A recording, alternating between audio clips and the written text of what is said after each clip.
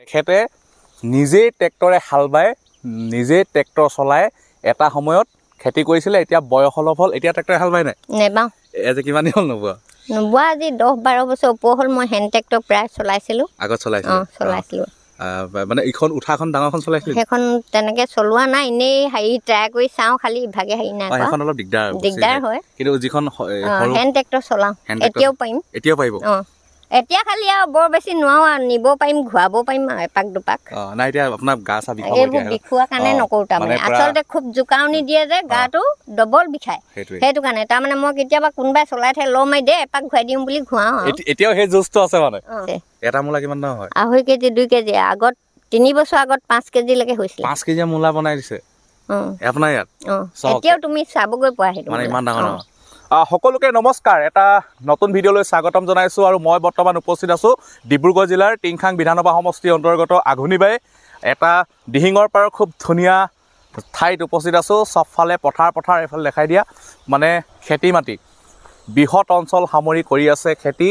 কোনে খেতি কৰিছে সেইটো জানিলে খুব আচৰিত হ'ব।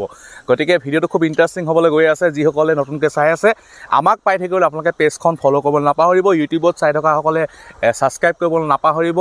এটা কমেণ্ট কৰিব, যাক দেখাই আছোঁ তেওঁক উৎসাহ জনাবৰ বাবে। এতিয়া কোন সেই কথাটো আপোনালোকক ভিডিঅ'টোত জনাই আছোঁ, অপেক্ষা কৰক, দেখাই আছোঁ।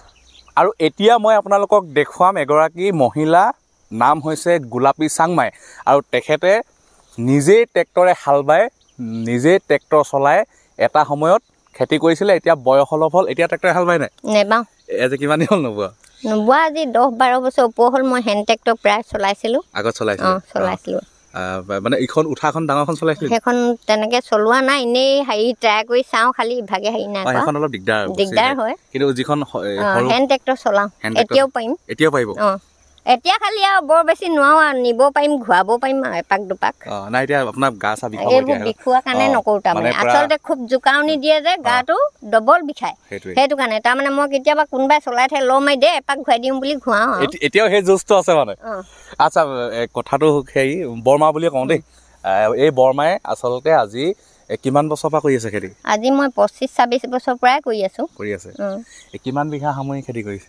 মই এতিয়া বৰ্তমান 25 বিঘামান কৰিছোঁ। আগত 62 বিঘা কৰিছিলোঁ। কি কয়, 62 বিঘা? এই গোটেইটো আপোনালোক? গোটেই এৰিয়াটো গোটেইটো কৰিছিলোঁ। গছখিনিৰ পৰা ইয়ালৈকে কৰিছিলোঁ। খালি মই ল'ৰা এটা লৈছিলোঁ আৰু পাৰ্টনাৰ।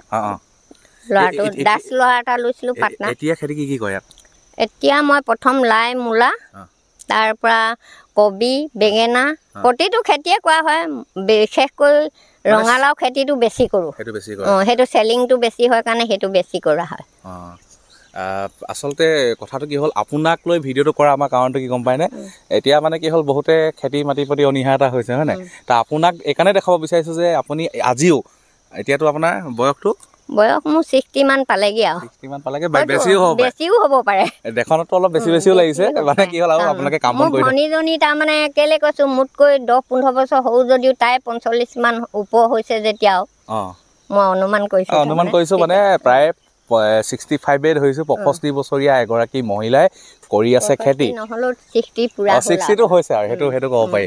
আচ্ছা, এইটো আচলতে খেতি কৰা কথাটো কেনেকৈ আহিলে? মানে ঘৰত কাৰণে মানে এনেই খেতি কৰিছিলে নে মানে পুৰা মানে পৰিয়াল পোহপাল দিম বুলি খেতি? মই খেতি প্ৰথম অৱস্থাত মই বৰ দুখত চলিব লগা হৈছিল পৰিয়ালটো। মোৰ ছোৱালী 3জনী আছিলে যে, ডাঙৰ দেউৰাজনে মাটিটো উলিয়াইছিল, বৌ খেতি কৰিব পাৰিব নোৱাৰে, মই পাৰিম বুলি ক'লোঁ। তেতিয়া সেই দিন ধৰি তেওঁ 3 বছৰ কৰি এৰি দিলে। তাৰপিছৰ পৰা মই একেধাৰে খেতি কৰি আছোঁ। প্ৰথম অৱস্থাত পইচাও খুব কম আছিলে। য'ৰ ত'ৰ পৰা মেইনটেনেঞ্চ কৰি কোনোমতে খেতিটো 2-4 বিঘা কৰি বহলাই নি থাকিলোঁ। আচলতে আপুনি চৰকাৰ বা কিবা মানে স্বীকৃতি পাইছে নি, পুৰস্কাৰ চৰস্কাৰ কিবা? চৰকাৰ মানে তেনেকৈ নাই পোৱা। অকল এগ্ৰিকালচাৰ ডিপাৰ্টমেণ্টৰ পৰাই সম্বৰ্ধনা জনাইছিলে ডিব্ৰুগড় চকিটিং ফিল্ডত।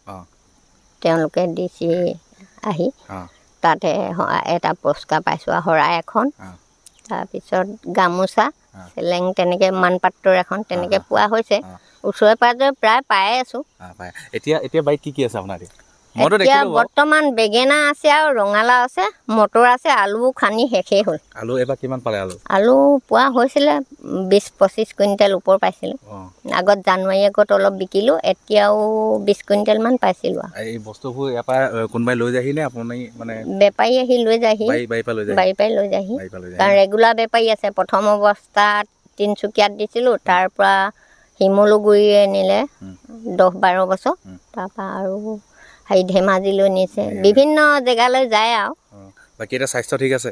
স্বাস্থ্য মোৰ বৰ্তমান ঠিক বুলিয়ে ভাবোঁ, একো এটা হোৱা নাই যেতিয়া। কাম বন কৰি থাকোঁ ৰাতিপুৱা গধূলি। বঢ়িয়া। আচলতে এইখিনিয়ে কথা জনাবলৈ আৰু এটা কথা থাকি গৈছে, এই কিমান মানুহ মানে আপোনাৰ ইয়াত মানে কৰ্মচাৰী জড়িত হৈ আছে গোটেই?